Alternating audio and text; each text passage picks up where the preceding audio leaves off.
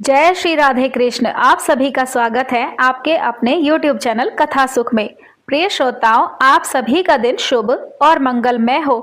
आप सभी पर भगवान सूर्य देव की कृपा सदा सर्वदा बनी रहे। जिस तरह सोमवार का दिन भगवान शिव को समर्पित होता है, उसी तरह से रविवार का दिन सूर्य देव को समर्पित होता है। रविवार के दिन सूर्य देव की पूजा करने से तथा सूर्य देवता को अर्घ देने से जीवन के सभी दुख दूर हो जाते हैं, शारीरिक और मानसिक कष्ट दूर होते हैं और सभी प्रकार के सुखों की प्राप्ति होती है। आज के दिन सूर्य देवता की पूजा करके सभी भक्तजनों को व्रत कथा अवश्य ही पढ़नी या सुननी चाहिए। तो आज की इस वीडियो में आप सुनेंगे रविवार व्रत की पौराणिक कथा। कथा के अनुसार प्राचीन काल में किसी नगर में एक बुढ़िया रहती थी। वह प्रत्येक रविवार को सुबह उठकर स्नान आदि से निवृत्त होकर अपने आंगन को गोबर से लीपकर स्वच्छ रखती थी। फिर सूर्य देवता की पूजा करके भोजन तैयार कर भगवान को भोग लगाकर ही स्वयं भोजन किया करती थी। भगवान सूर्य देव की कृपा से उसे किसी भी प्रकार का कोई कष्ट या दुख नहीं था। धीरे धीरे उसका घर धन धान्य से भर गया था। उस बुढ़िया को सुखी होते देखकर उसकी एक पड़ोसन उससे बुरी तरह जलने लगी। बुढ़िया ने कोई गाय नहीं पाल रखी थी, इसलिए रविवार के दिन घर लीपने के लिए वह बुढ़िया माई उस पड़ोसन के आंगन में बंधी हुई गाय का गोबर लाया करती थी। पड़ोसन ने कुछ सोचकर एक दिन अपनी गाय को घर के अंदर बांध दिया। अगले दिन रविवार था और गोबर नहीं मिलने के कारण उस दिन बुढ़िया माई ने सूर्य भगवान को भोग भी नहीं लगाया और न ही उस दिन उसने भोजन किया। इस प्रकार सूर्यास्त होने पर बुढ़िया माई भूखी प्यासी ही सो गई। उस रात सूर्य भगवान ने उन्हें स्वप्न में दर्शन दिए और भोग न लगाने का कारण पूछा। तब बुढ़िया माई ने बहुत ही विनीत स्वर में पड़ोसन के द्वारा घर के अंदर गाय बांधने और गोबर ना मिल पाने की बात सूर्य भगवान से कही। अपने भक्त की परेशानी का कारण जानकर सूर्य देवता ने बुढ़िया माई से कहा कि माता, आज मैं आपको एक ऐसी गाय देता हूँ जो आपकी समस्त इच्छाएं पूर्ण करेगी, क्योंकि आप हमेशा रविवार को पूरा घर गाय के गोबर से लीपकर फिर भोजन बनाकर मुझे भोग लगाकर स्वयं भोजन करती हैं। इससे मैं बहुत प्रसन्न हूँ। मेरा व्रत करने और व्रत की कथा सुनने से निर्धन को धन, बांझ स्त्री को पुत्र की प्राप्ति होती है। स्वप्न में उस बुढ़िया माई को ऐसा वरदान देकर भगवान वहां से अंतर्ध्यान हो गए। प्रातःकाल सूर्योदय से पहले जब बुढ़िया माई की आंख खुली तो वह अपने घर के आंगन में सुंदर गाय और उसके बछड़े को देखकर तो हैरान हो गई। गाय को आंगन में बांधकर उसने जल्दी जल्दी से उसे चारा लाकर खिलाया। पड़ोसन ने उस बुढ़िया के आंगन में जब एक सुंदर गाय को बंधे हुए देखा तो उससे और अधिक वह जलने लगी। तभी गाय ने सोने का गोबर कर दिया। गोबर को देखते ही पड़ोसन की आंखें तो खुली की खुली रह गई। पड़ोसन ने उस बुढ़िया को आसपास ना पाकर तुरंत उस सोने के गोबर को उठा लिया और अपने घर ले गई और अपनी गाय का साधारण गोबर वहां रख दिया। सोने के गोबर से पड़ोसन कुछ ही दिनों में धनवान हो गई। अब गाय प्रतिदिन सूर्योदय से पहले सोने का गोबर किया करती थी और बुढ़िया के उठने से पहले ही वह चालाक पड़ोसन उस गोबर को उठाकर ले जाती थी। बहुत दिनों तक तो बुढ़िया माई को सोने के गोबर के बारे में पता भी नहीं चला। पहले की तरह वह हर रविवार को सूर्य भगवान का व्रत करती रही और व्रत की कथा सुनती रही। लेकिन सूर्य भगवान ने जब पड़ोसन की इस चालाकी को देखा तब एक दिन उन्होंने बहुत तेज आंधी चलाई और आंधी का प्रकोप देखकर उस दिन बुढ़िया माई ने अपनी गाय को घर के भीतर बांध दिया। सुबह उठकर बुढ़िया माई ने जब सोने का गोबर पड़ा हुआ देखा तो उसके आश्चर्य का तो कोई ठिकाना ही नहीं रहा। उस दिन के बाद वह बुढ़िया अपनी गाय को घर के भीतर ही बांधने लगी। सोने के गोबर से वह बुढ़िया कुछ ही दिनों में बहुत ही अधिक धनवान हो गई। उस बुढ़िया के धनवान होने से अब वह पड़ोसन बुरी तरह जलकर राख हो गई। जब उसे सोने के गोबर पाने का कोई रास्ता नहीं सूझा, तब वह राजा के दरबार में पहुंची और राजा को सारी बात बताई। राजा को जब बुढ़िया के पास सोने के गोबर देने वाली गाय के बारे में पता चला, तब उसने अपने सैनिक भेजकर बुढ़िया माई की गाय को लाने का आदेश दिया। सैनिक उस बुढ़िया के घर पहुंचे। उस समय बुढ़िया सूर्य भगवान को भोग लगाकर स्वयं भोजन ग्रहण करने ही वाली थी कि राजा के सैनिकों ने गाय को खोला और अपने साथ महल की ओर चल दिए। अब बुढ़िया सैनिकों से गाय को ना ले जाने के लिए बहुत अधिक प्रार्थना करती रही। वह बहुत रोई, चिल्लाई, लेकिन राजा के सैनिक नहीं माने। गाय के चले जाने से बुढ़िया को बहुत दुख हुआ। उस दिन दुख के मारे उसने कुछ भी नहीं खाया और सारी रात सूर्य भगवान से गाय को पुनः प्राप्त करने की वह प्रार्थना करने लगी। दूसरी ओर राजा को गाय देखकर बहुत खुशी हुई, लेकिन अगले ही दिन जैसे ही सुबह राजा उठा तो वह क्या देखता है कि महल तो गोबर से भरा हुआ है। महल में चारों तरफ गोबर को देखकर राजा घबरा गया। उसी रात सूर्य भगवान उसके सपने में आए और बोले कि राजन, यह गाय उस बुढ़िया को वापस लौटा दो, इसी में तुम्हारा भला है। रविवार के व्रत से प्रसन्न होकर मैंने ही उसे यह गाय भेंट स्वरूप दी है। सुबह होते ही राजा ने उस बुढ़िया को महल में बुलाकर बहुत सा धन आदि देकर सम्मान सहित उसे गाय लौटा दी और अपनी गलती के लिए क्षमा प्रार्थना की। इसके बाद राजा ने पड़ोसन को दंड दिया। इतना करने के बाद राजा के महल से गंदगी दूर हो गई और उसी दिन राजा ने राज्य में घोषणा कराई कि सभी स्त्री और पुरुष रविवार का व्रत किया करें। रविवार का व्रत करने से सभी लोगों के घर धन धान्य से भर गए और चारों ओर खुशहाली छा गई। जिन्हें शारीरिक कष्ट था उनके सभी शारीरिक कष्ट दूर हो गए। इस प्रकार समस्त नगर को सूर्य देव भगवान की कृपा प्राप्त हो गई। इसलिए हर रविवार के दिन जो भी भक्त सच्चे मन से सूर्य देवता की पूजा करता है, व्रत उपवास रखता है और इस कथा को पढ़ता या दूसरों को सुनाता है, सूर्य देव की कृपा से उनके सभी कष्ट दूर हो जाते हैं। यदि व्रत ना भी रख पाए तो भी सुबह सूर्य देव को अर्घ देकर सूर्य देव की पूजा करके इस कथा को अवश्य ही सुनना या पढ़ना चाहिए और सबसे अंत में प्रेम से जयकारा बोलना चाहिए। तो बोलिए सूर्य देव भगवान की जय। आइए अब श्रवण करते हैं सूर्य देव भगवान की दूसरी कथा, जिससे सुनने मात्र से घर में सुख समृद्धि का वास होता है और सभी मनोकामनाएं भी पूर्ण होती हैं। देवलोक के शिल्पकार विश्वकर्मा की एक पुत्री थी जिनका नाम था संज्ञा। वह दिन भर तपती धूप में खेला करती थी। सूर्य की तेज किरणों का जैसे उस पर कोई असर ही नहीं होता था। संज्ञा जब बड़ी हुई तो एक दिन विश्वकर्मा और उनकी पत्नी ने संज्ञा को बड़े मधुर भाव से सूर्य देव को निहारते हुए देखा।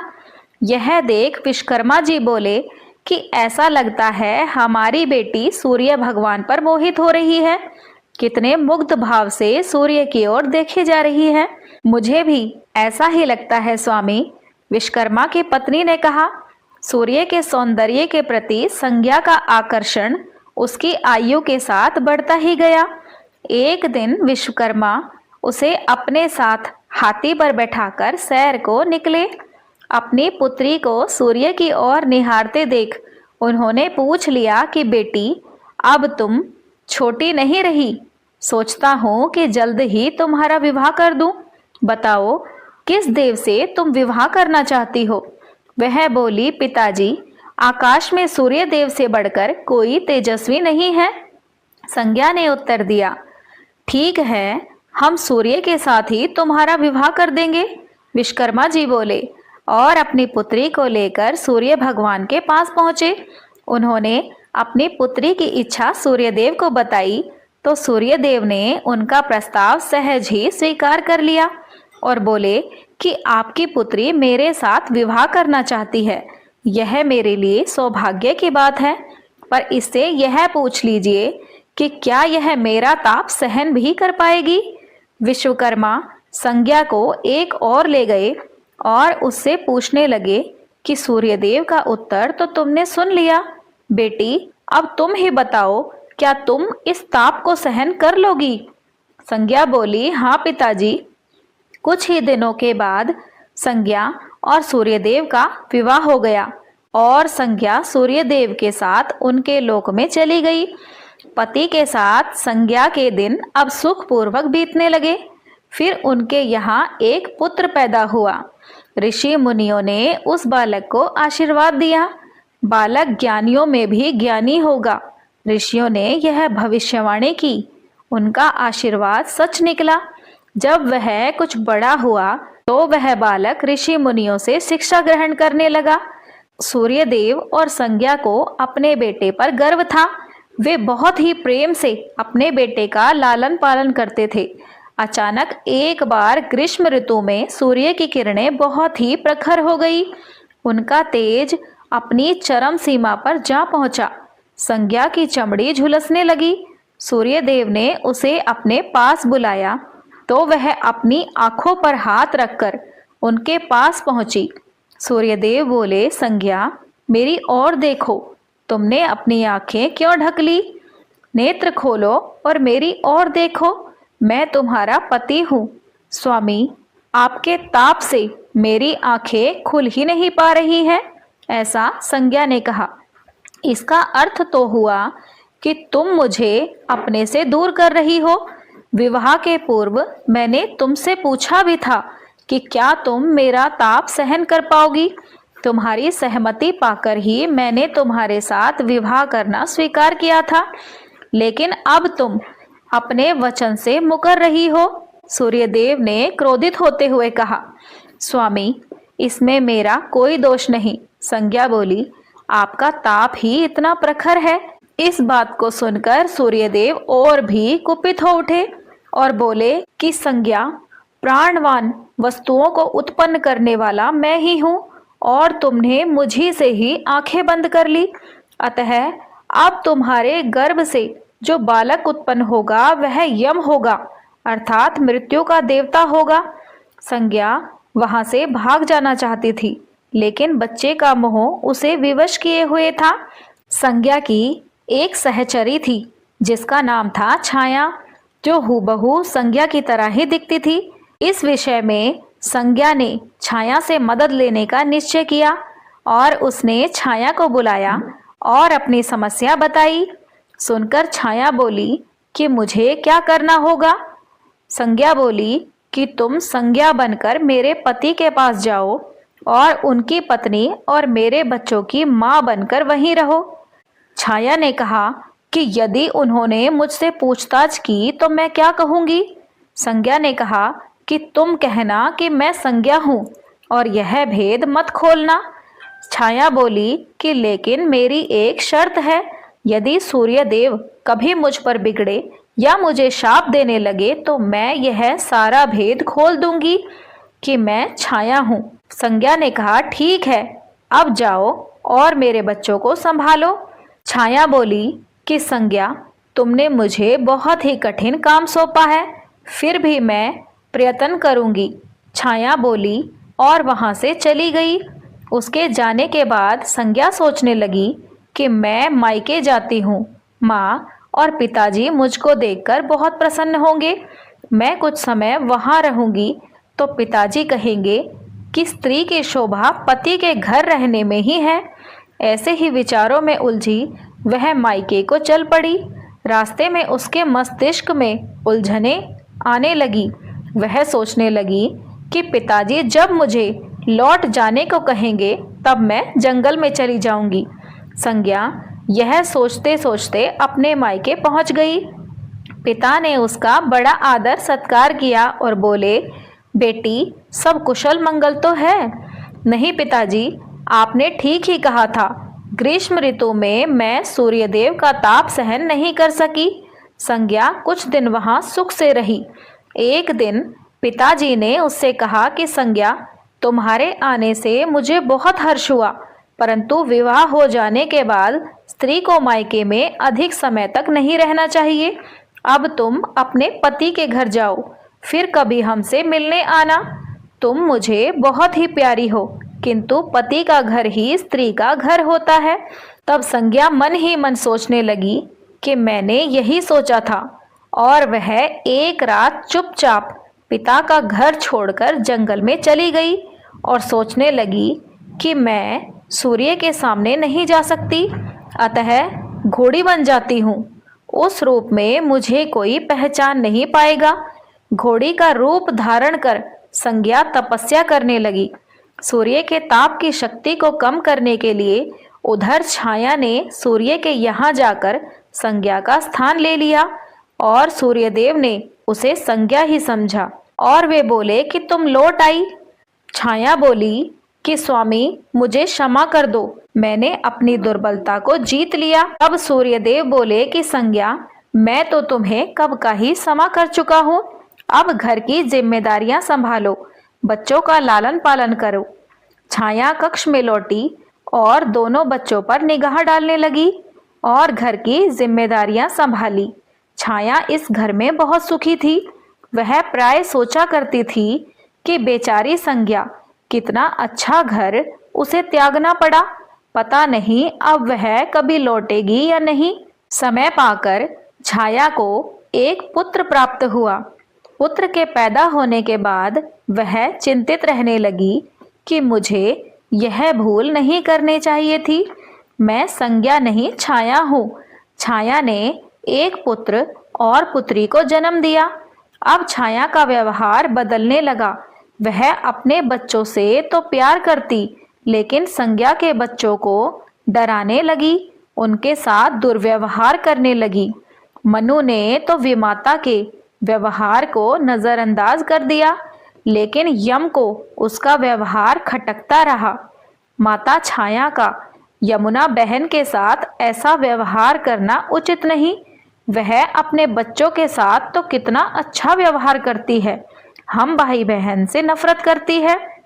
एक दिन तो हद ही हो गई कि छाया ने यमुना के बाल पकड़े और उसे डंडे से पीटते हुए बोली कि यह तो मरते भी नहीं, अगर ये मर जाएं तो मेरा पीछा छूटे।